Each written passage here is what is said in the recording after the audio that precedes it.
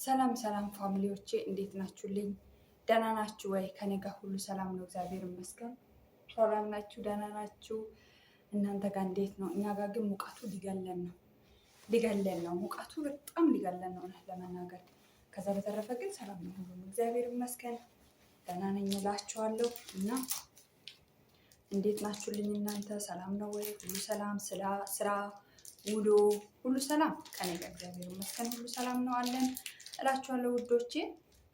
እና እንብላ።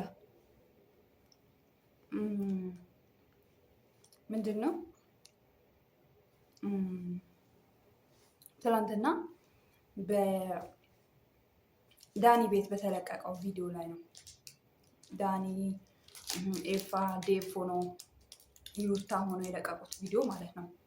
እሱ ላይ ነው መናገርና አስተያየት መስጠት የምፈልገው። አስተያየት የምሰጥበት ምክንያት ደግሞ ምንድን ነው? ያው ዴቭ በጣም ዩታ ላይ ተቆጥተዋል። በጣም ተበሳጭቶባታል።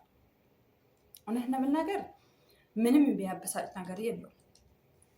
እውነት ለመናገር አንተ ሁልጊዜም በማይሆን በኩል የራሴን ሀሳብ ነው የምነግርህ። ሁልጊዜም ከቅርብ ጊዜ በፊት ከሪውታ ጋር ነበረ ጥሩ የምታረግ መጥፎ የምታረገው ማለት ነው። አይ እንደዚህ አይደለም፣ በዚህ ተመለሽ እህቴ፣ በዚህ ጋር ሂጂ፣ እንዲሁኝ የምትላት ማለት ነው። አሁን ግን የሆነ ነገር ባጠፋችበት ልክ ሮጠ መጥተክ ለምን እንዲህ ሆነ ነው የምትለው። ያ መሆን የለበትም ዴቭ። ለምንድን ነው እውነት ለመናገር ሩታ ሄርሜላንም ሆነ አብርሽንም ምንም ያደረገችው ነገር የለም። ፍቅር ጋር የሄደው እሱ ፍቅር ጋር ሲሄድ በሲስተም ተጠቀመች። ፍቅርን እንደዚህ ያለች ኦኬ ያለች። ያቺም የልጅ እናት ናት፣ ያለችበትን ትረዳለች። ያሳለፈችውን ነገር ስለምታውቅ እሺ ያለቻትና ተባበረቻት። ያ ነው የተፈጠረው። ምንም ነገር የለው። ሲቀጥል ወንድምክ እሱ ወጥመድ ውስጥ የተጠመደው እራሱ ምን አስገደው? እሱ አለ ሴት መኖር አይችልም ወይ? ፍቅር ጋስ ምን አስገደው? ወንድም ትንሹን ተከተለው።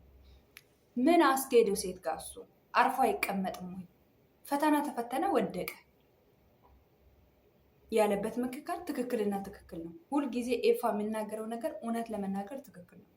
በቃ እዚህ ጋር ሄርሜላን ምንም ያደረገቻት ነገር የለም። ሩታ ሄርሜላ እንደውም ብታውቁ ጭንቅላቷን ከፍታ አእምሮዋን ከፍታ እንድታቅ ነው ያደረገቻት። ነገር ግን ሄርሜላ ይሄንን ነገር መረዳት አትፈልግም።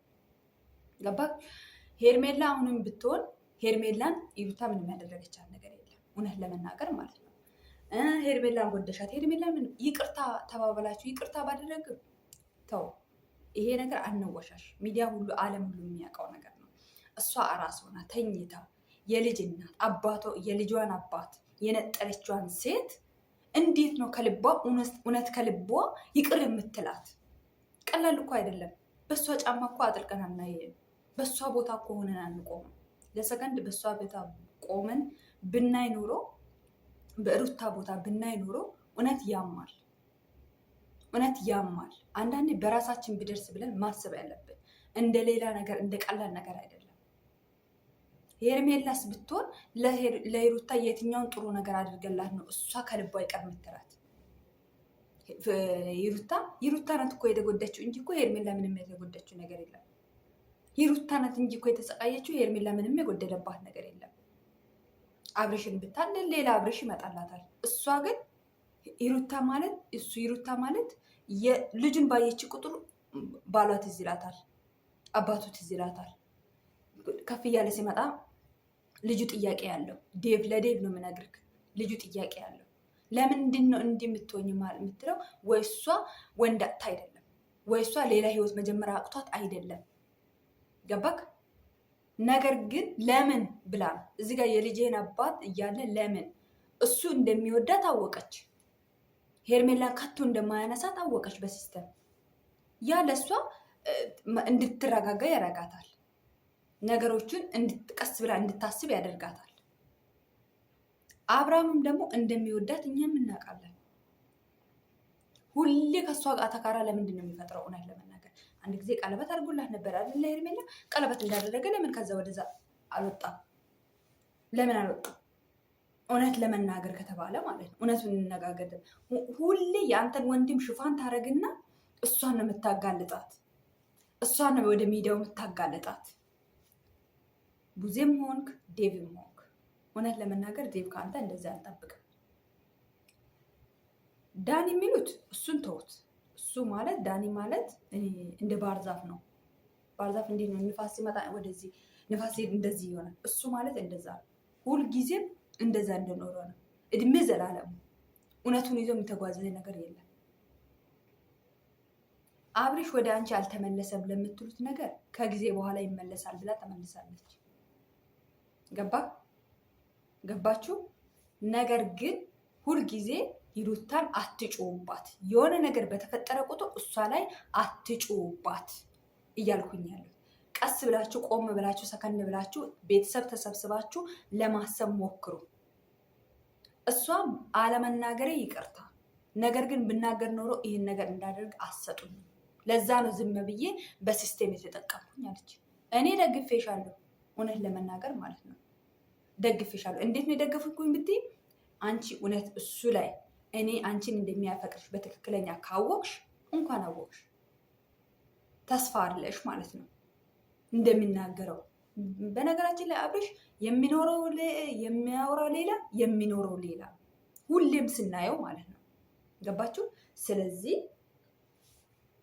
እሷ ላይ የሆነ ነገር በተፈጠረ ቁጥር እየመጣችሁ እሷን አታደናቁሯት። ሄርሜላ ጋር ለምን አትሄዱ? ለምን እዛ አትሄዱ? አሁን ደግሞ ወደ ሄርሜላ ለምንድን ነው የሄደው? ሄርሜላን ይቅርታ ይላታል። ዛሬ ሄርሜላ ይቅርታ አድርጌልሃለሁ አብርሽ፣ ሁለተኛ እንዳይለምድክ ብላ ይቅርታ አደረገች። ይህ ሄርሜላ ብዙም እንትን አትልም ማለት በአብርሃም አስጨክንም በጣም ስለምትወደው ማለት ነው። በዚህ አጋጣሚ ሄርሜላ እውነት በአቋምሽ ከጸናሽ ጎበዝ ነሽ። ግን በአቋምሽ ካልጸናሽ አሁንም ይቅርታ ካደረግሽ በቃ የሱ መጨረሻ ሆነሽ ነው የምትቀሪ።